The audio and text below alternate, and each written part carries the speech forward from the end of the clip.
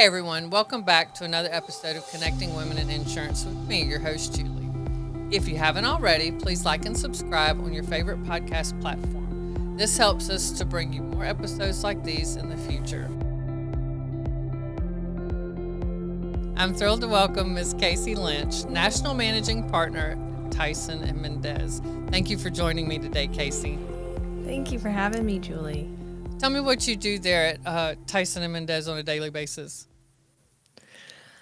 As the national managing partner, I'm really responsible for the success of the firm in so many different ways. No pressure. No pressure at all. I've been so lucky to really start here on the ground level. I feel like I have a started in the mailroom type story, and it's been so cool as our firm has grown that my levels of responsibility have grown with it. And so at this point, as national managing partner, I oversee all of our administration. So that's finance, accounting, real estate, IT, HR. Should I keep going? Marketing. The legal services, legal operations, our quality department. It really does all roll up through me. So I'm, our goal at this firm is to be the best insurance defense firm in the country. And to us, that means delivering the absolute best results on our cases. We're a litigation firm, we're a trial firm. We specialize in preventing nuclear verdicts. That's that's a buzzword right now. I'm happy to go into that at any point if you'd like. Please do. Go ahead. What is a nuclear Oh verdict? my goodness. Oh, nuclear verdicts. So saddle up, everybody. Here we go. So a nuclear verdict are these jury verdicts that you see in the headlines that are really, really large. And so the easy way to define it is any jury verdict over $10 billion. But when we really dig in and look at it, we look at the proportion of non-economic damages, meaning the pain and suffering or the emotional distress that the jury awarded, Okay. compared to the economic loss in the case. So the medical bills or Got the it. property damage or the lost wages, et cetera. And so when we have pain and suffering awards that are 10 times, 50 times, 100 times what the economic loss is in the case, that's disproportionate. In our mind, that's not justice, that's not fairness. And our job, what we pride ourselves in doing, is innovating and developing ways and methods that we can partner with claims professionals to really ground the jury in reason, to allow them to focus on the evidence and to come to a much more fair and equitable result, a result that's just for everyone, not just Okay. plaintiffs, but for the defense too. Nice. Okay. So, yeah, that would be a lot. It's a lot, but I'm not even done. So I want to make sure we're delivering on the case results, right? And the vast majority of cases settle. We know that.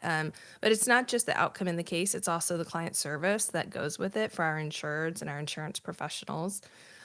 And also from my perspective, I'm really also privileged to get to look at what we're doing as an employer. I want to be the very best law firm to work for as well. So there's a lot of, new opportunities that come in this role, both external facing and internal facing.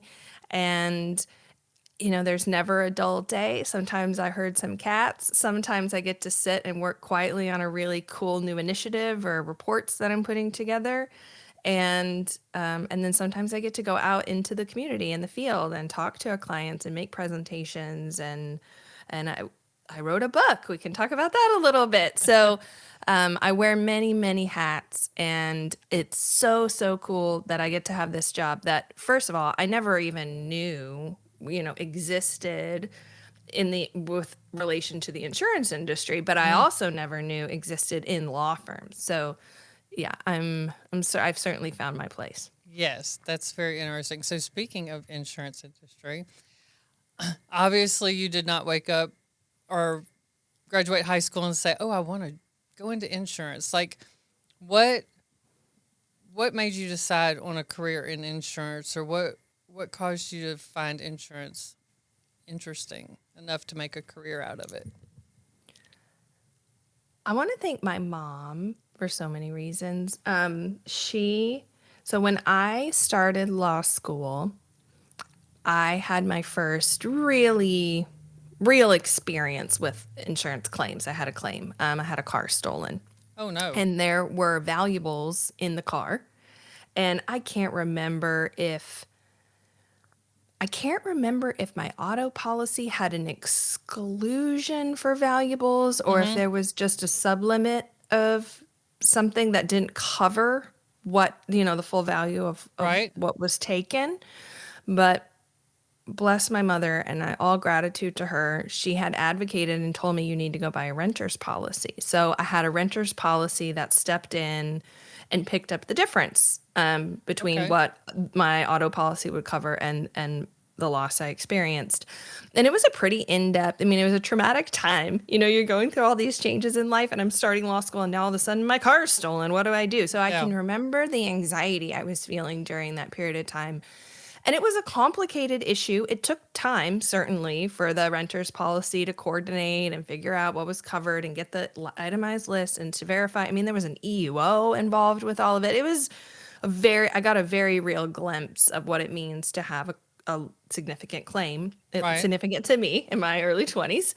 And at the end of the day, the renter's policy covered what needed to be covered, and I walked away from it. It certainly, I wish it would have gone faster, if to be honest. But Right. at the end of the day, they did what was right. The company fulfilled the promise, and it left a great taste in my mouth. And thank the Lord, because I, I mean, I didn't have any wealth at that Right. point in my life. We Right. were paycheck to paycheck at that point, just trying to make it through law school. And so the fact that I was able to, replace what was lost it made a measurable difference in my life. So then I think it was my second year of law school, I took an insurance law class. I found it fascinating and I did well in it. After I graduated, I clerked for a state Supreme Court justice, and we had an insurance issue come before us that I got to do research and writing on that was also very fascinating to me. So when I got out of law school and finished my clerkship, I looked around. I'm like, what do I want to do? And the only thing I really knew that I wanted to litigate. Mm-hmm. And I also knew I didn't really want to be a plaintiff's lawyer. Just didn't fit my personality. Okay. So, I was thinking maybe business law. I didn't quite know. Very open to the universe and God telling me what I needed to do at that point. Right. I up and moved myself and my career to California. I had not taken the California bar. I didn't go to school in California. And Well, for no, you wouldn't want to lawyers, why prepare. would I do that? For those who aren't listening, the California bar, so many, many states across the nation have a uniform bar exam where you can take the laws between the states are similar enough where that satisfies the requirements in those Right. states to get your law license. But of course, in California, we think we're special. And the California bar is very specific to California law that I'd never even read before. The recklessness with which I just up and moved to California, took the bar, passed the bar. By some great grace of God, I passed that bar exam. And I will also say it was a 3-day bar exam back then. It's only 2 days Wow. now. They used to put us through it, my friend. So I'm nannying to pay the bills while I'm waiting for my license to come Mm-hmm. through. I still don't have contacts and connections in Southern California. And I was living in this tiny studio apartment. And so what I do on days I wasn't nannying is I would get out of the apartment and take my laptop and I would travel to different coffee shops around town to try to get to know the city, but also, get out of my 400 square foot apartment. And one day I found this really high, Yelp was still very good back then. And Yelp told me that Bird Rock Coffee Roasters was a great coffee shop and over near the coast in San Diego. So I traveled there as I'm parking and walking to the coffee shop, I see a storefront that says Tyson and Mendes. And I'm like, oh, I wonder what that is, you know? And so I get my coffee, I sit down, I Google it. It's a law firm and they're a litigation firm. And they had just won this huge California Supreme Court case called Hell versus Hamilton Meats, which was about insurance issues. And so everything, all the like ding, ding, ding little, bells are going off in my head. And I don't know if I was just tired that day or what came over me, but I can remember in those prior months agonizing over sending the most perfect cover letter to these firms to try to, just get my foot in the door, just get a response and not and just silence on the back end. So I decided I'm not going to do that. What I'm going to do is just send the owner an email, attach my resume, and I'm pretty sure the email read something like, "Hey, dude, I really need a job." So Why not?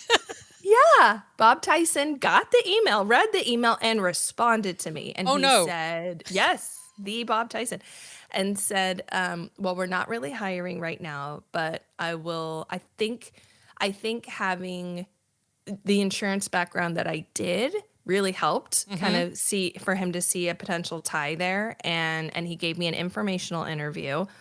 I didn't bomb it. And then he agreed to start throwing me some paralegal work by the hour, making $20 an hour until my license came through. And I've never hustled harder at anything in my life. It really came from passion for the work. Absolutely. I was finally, after all these years of education and clerking and barring and just, I get to do the thing I've worked so hard to do now. But also, like, as I mentioned, like I was living in a 400 square foot studio apartment. Like I needed something to work at this point. So it's like, don't let this opportunity pass you by. So I hustled and I hustled. And when my law license came through, they gave me an associate position. And it's kind of like the rest is history. That is awesome. So, so now I know we talked about kind of what you did and how you've gotten to there. In between the associate and to where you are now, you have had a family. And how do you balance that? Like, because what you do is a lot. So how do you balance little ones as well? Yes. So I feel like I've grown up at Tyson and Mendes in a lot of ways because I met my husband while working for this firm. We got married. We've been able to have 2 children. Our family's complete and a dog. I can't leave the dog out. If my children were listening to this, they'd be like, why didn't you mention Mulligan? Mulligan, our Bernedoodle, is also a member of our family. So life has changed so much on the personal side over the last 13 years, even in the last 5 since COVID. And I guess I want to tell your listeners that I don't believe balance is a thing. I just don't. Yes, I have never experienced work-life balance. What I have experienced is a healthy and fulfilling work-life integration. And it has taken a lot of discipline on my end. It takes a little bit of sacrifice from my family, to be honest. Right.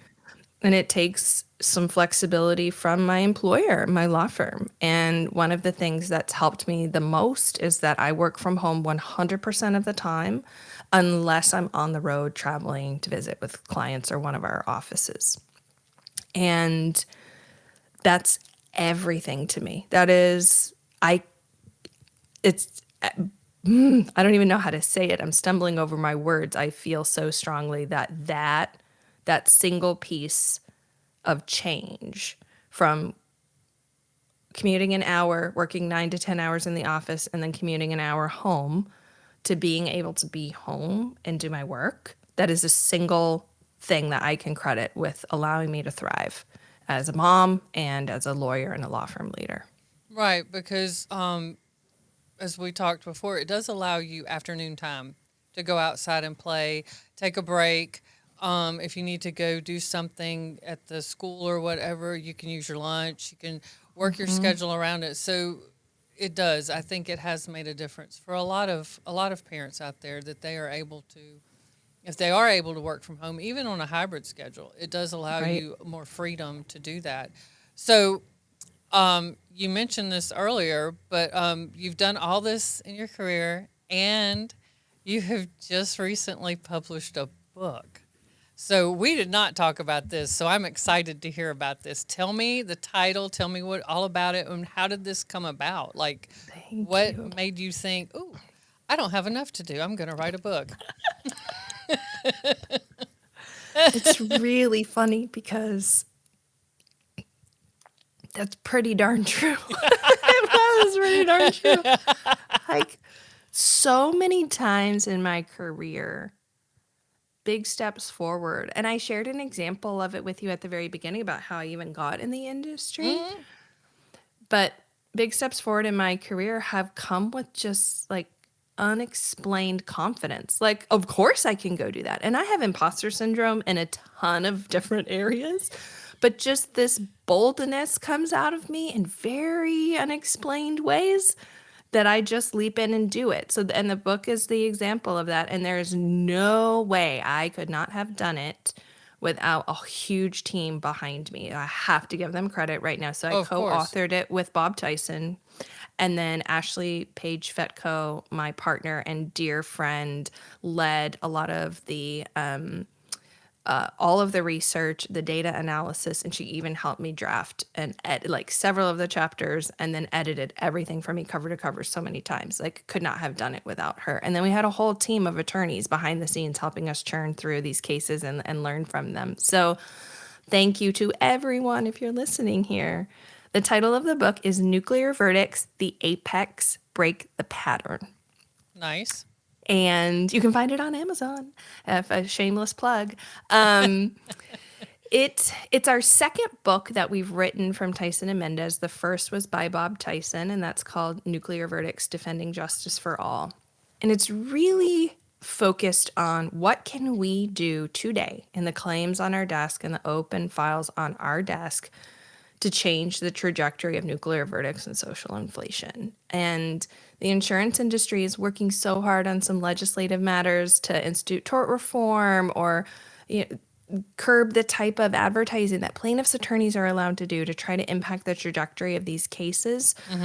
And they should go, those are so important initiatives. We need to go and continue working on all of that. At the same time, we believe that there are strategy, skills, and tools that those of us on the front lines handling these claims can use to stop nuclear verdicts where they happen, and that's in courtrooms across the country. And if we can all collectively choose to engage in the APEX method, which is what we're introducing in this book, we believe we will, in the aggregate, stop social inflation because we will have curbed nuclear verdicts.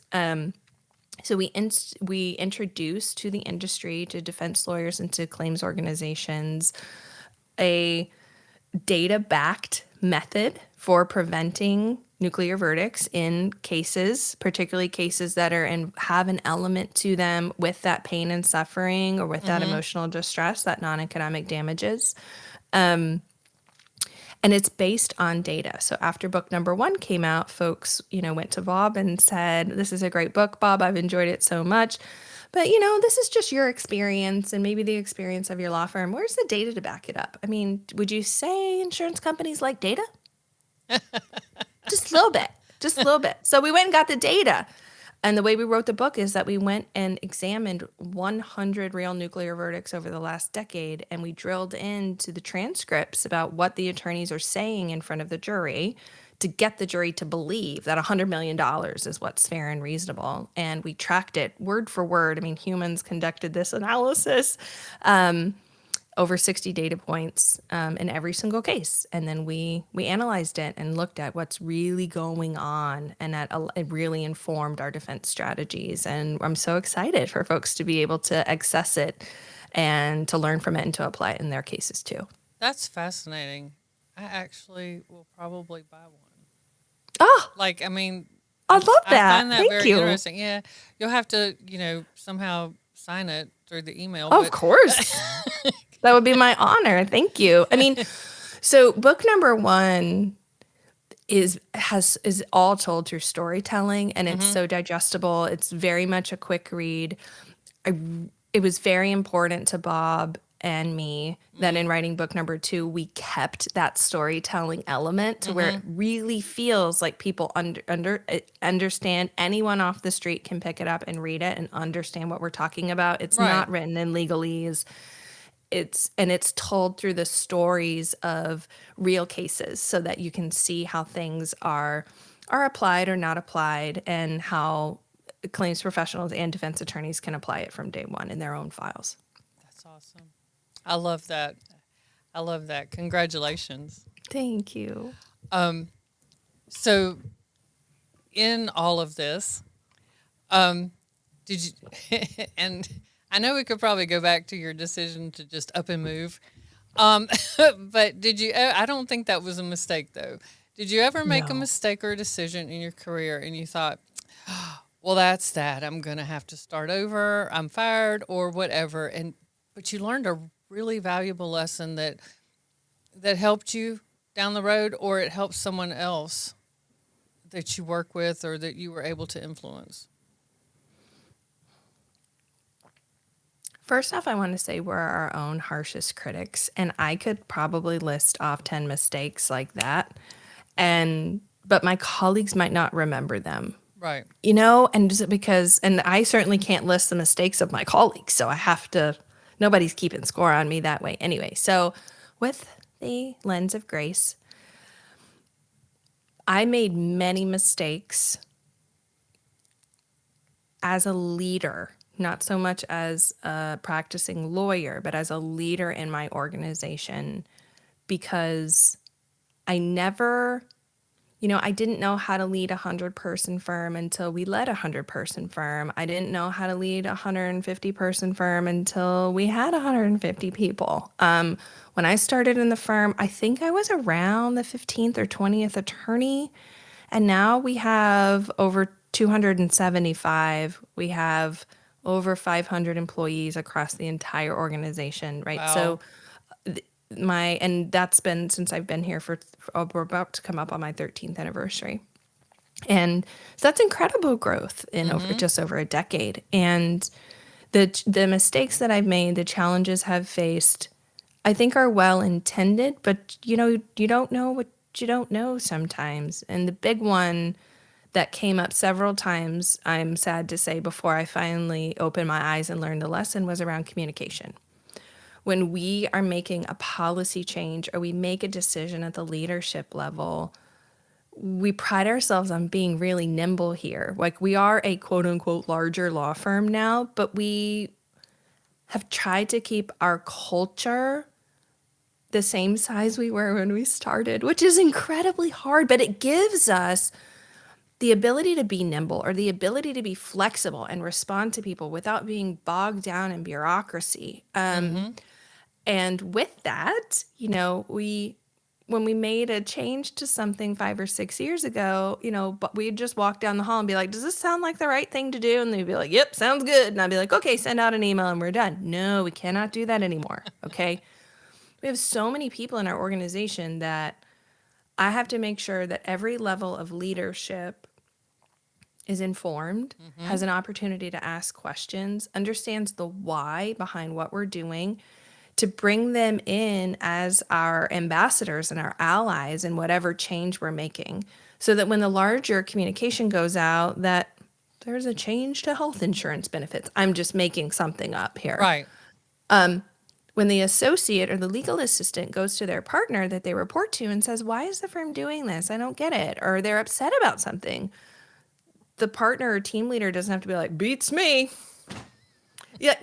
I mean, how do I build a coalition? How do I build a united firm when we're not all on the same page? So I'm very proud to say that I've grown a lot in that way. And it's not from not caring. It's just learning that we constantly have to reevaluate our policies and our procedures and our way of doing things to make sure we're meeting the needs of our own people. And yeah, big growth big growth moment for me, and I'm really proud to say we're doing better on it. But I had to learn the lesson maybe 2 or 3 times the hard way Oh, before I finally was like, wait a minute, I can do better here. I love that. And I understand that because you're going, you understand it. You've got it going on. You've got it in your head. You think, well, it makes sense to me. You've got all these other things going on. So I'll just let everybody know. And nobody knows because everybody's like, what is she talking about? And then I do love how you said that you had never led a group of 100 people before. It was your first time. You know, those are things to take into consideration because I told my daughters early on, I'm like, I did something. And they're like, Mom. But I'm like, just know every day you wake up, it's the first time I have ever had a child that is your exact age with your exact personality. And this is a brand new day for me as a mom. I'm going to mess up. Just go ahead and know it, expect it, love me through it. Talk to your therapist when you're grown. I mean, what do you want me to say? I'm going to make mistakes. But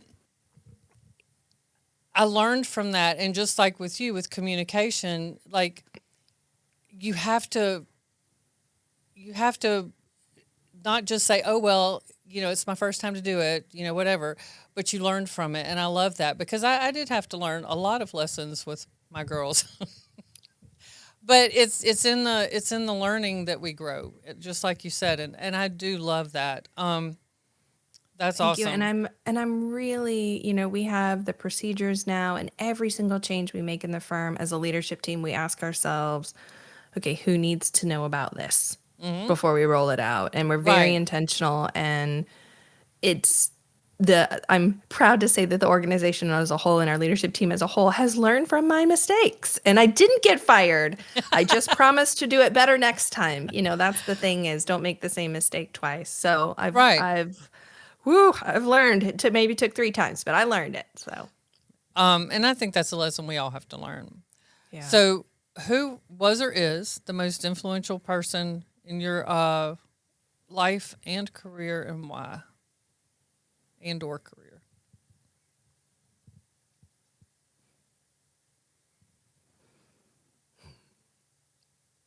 Julie, I don't know if it's because I'm an attorney or because I'm type A, but I'm the kind of person who has 5 favorites of things. Like, Mm-hmm.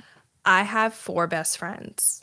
And when I'm speaking at work, I'm saying, oh, I'm going with my best friend to do this. Even Bob Tyson will say, wait, which best friend is this? Which one? Well, you can It is mention them so all. hard for me to pick a favorite. No, you can name them all. Okay. First, let's start with my career. Is Bob Tyson, because he gave me a chance in that very desperate, eager early interview. He saw something in me that maybe there was no downside to him, but he took a chance. He really did take a chance on me, and then as I did well, and he saw how much I cared, maybe he poured into me. I mean, this man sat down with me and taught me how to take a deposition. And it wasn't, here's what the code says you need to do. It's, here's how you can present yourself with confidence in the room so that when you walk in, you don't feel like plaintiff's counsel is walking all over you. Right. That kind of care and thought, and knowing that he had my back, gave me the confidence to continue stretching myself and doing new things. And then as I did well, or as I learned more, and as he frankly just needed more help, he and Pat Mendes both just needed more help. They're like, well, maybe Cayce will want to do this. And which is how I ended up writing the book with him. Like, maybe Cayce will want to do this. So, and on top of all of that, I just have to say, he introduced me to my husband, so he takes full credit for everything positive that happens in my personal life, including my children. And, but he deserves it. He deserves it, and I'm so grateful. Number one most influential mentor on the professional side. On the personal side, aside from Bob introducing me to my husband, which gave me the ability to be a mom, my mom is hands down my number one, I'm going to talk through this without crying. The person who's believed in me. My dad worked a lot when I was young, very late nights. He worked weekends. And so a lot of the time, I think my mom, now that I'm a mom, looking back on what my mom did for me, I'm sure she felt like a single mother from times, because it's, for me, the hardest things are the nitty gritty of making a family work, getting kids out the door to school, responding when they're sick, picking them up, like taking them to all of the sports things. And my dad was there as much as he absolutely could be, but the vast majority of that responsibility fell on my mother. And, just the values she instilled in me, the work ethic, because she worked during all of this, though, that I saw her work. I saw her work ethic really, and oh my goodness, I'm stumbling over my words trying to keep it all together here. She's also been there for me when I've made some really weird mistakes in my life, or when I've questioned myself. She has been the one to pick me back up and dust me off and put $200 in my bank account and say, go try again.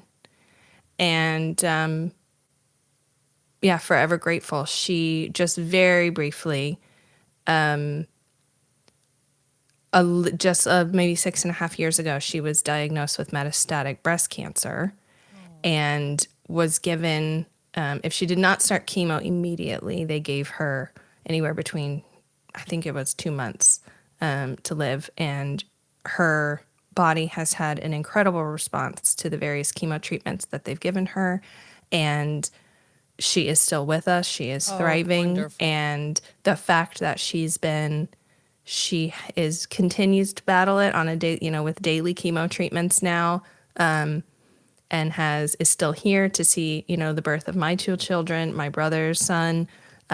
We travel a lot together. We live in different states, but we're very, very connected. Like, one of the top points of gratitude in my life, that she's still that force. She's still that force, even in the face of overwhelming odds. She's been able to beat them. So That's amazing.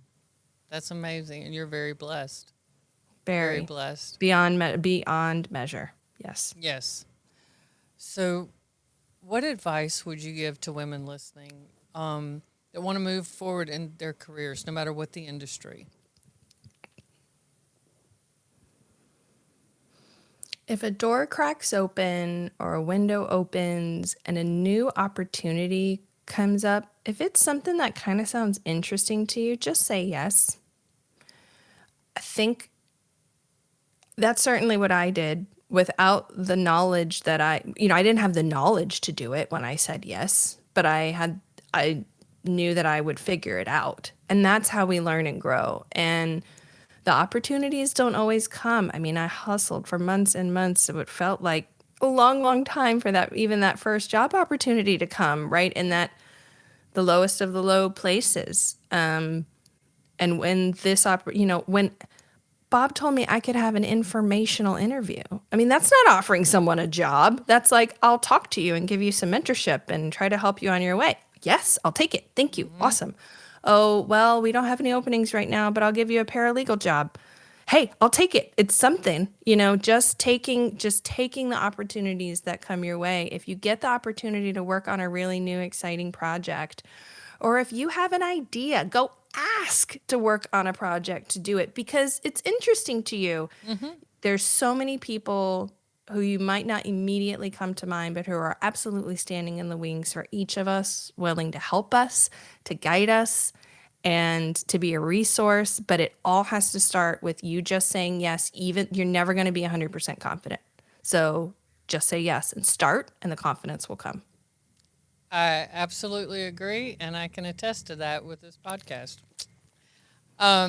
It is true. You jump in. Yep.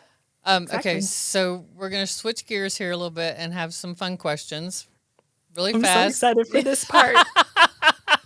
I knew this was coming, but you haven't told me what questions you're going to ask I haven't. For the record. So I added a couple new ones. Yes. Okay, what is an embarrassing or funny memory from school? Oh. When I was in the third grade, my Hmm. parents moved us from rural Texas to a metropolitan area, and I started going to a very prestigious academy, and it was in a high rise building.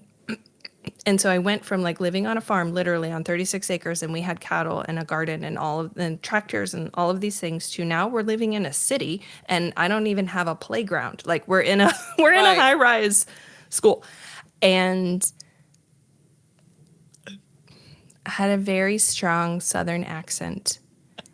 And the children were so brutal to me, even though we're all still in the same state. Hmm. But the accent from the city, from the country to the city was different. Hmm. And that was, and I would wear my hair. It's going to break your heart a little bit to say this, but to hear this, but I would wear my hair in these beautiful two French braids, and it was so long down to my waist. And I was the outsider. And that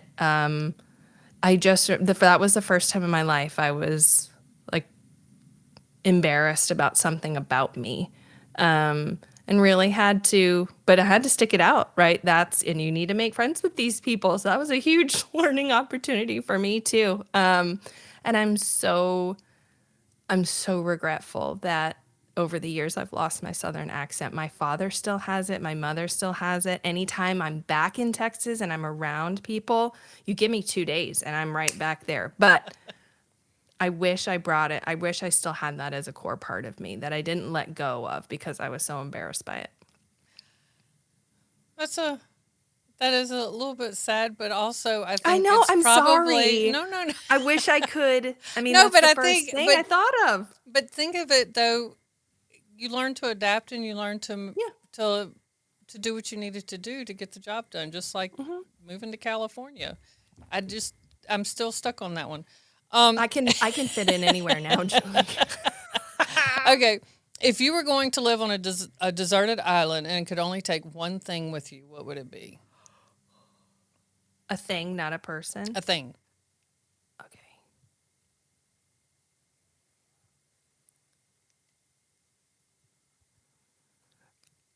This is really cheesy, but I think like books. I really like reading. I Hmm. read I read Gives you almost something to every do. Hmm. day, and it would give me something to do. I like my dad, who's the handiest man on the planet, would be like, "Why didn't you pick a hatchet?" I don't know, but I picked books, Dad. Okay, if you were a kitchen or office supply, kitchen appliance or office supply, which one would you be and why? I so passionately want to tell you that I would be a really, really good pen. I have been very into office supplies since I was a kid, and learning to write Hmm. and finding that perfect pen. Oh, there's just nothing like it. And I will tell you, I have a favorite and it's been discontinued. And I am No. living on fumes, little drops of ink left in these things. I love pens. I love a good pen. Yeah. Even at my age, when it's school time and the supplies come out again, oh, I just go to look and I have to touch all the new stuff. Like, I don't know what it is about office supplies. Okay, so what is the best compliment you've ever received?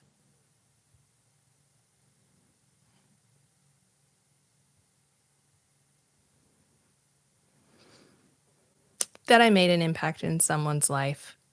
For them to say, "Hey, remember this one time you talked about this 5 years ago?" And I'm like, "No." But they remember it, and it made an impact, or something that I did gave them the courage to move forward. Like that what I did had meaning to somebody. That's awesome. So, what's your biggest pet peeve? As a toddler mom, I'm just going to come at you with the latest pet peeve because I have many. The latest one is when I'm getting the girls ready for school in the morning and I go to get their water bottles to fill them up. And they're the kind of kids' water bottles, they're small, but they have a straw that goes inside of them for Right. them to drink through a straw. And the straw isn't there. and you can only, every water bottle's a different brand. And every straw is a different size. And if you can't find that one little straw that fits in there, and we're late and they're crying because somebody can't find their shoe. Oh, so we've instituted a new rule in the house that helps. It's when you unload the dishwasher, we put the water bottles together and we put them on the shelf. So all we have to do is grab them and things are going much better. Good to hear. Straws, man. Straws. Okay. So, as we come to a close, what direction do you think the next leg of your journey will take you on, personally and or professionally?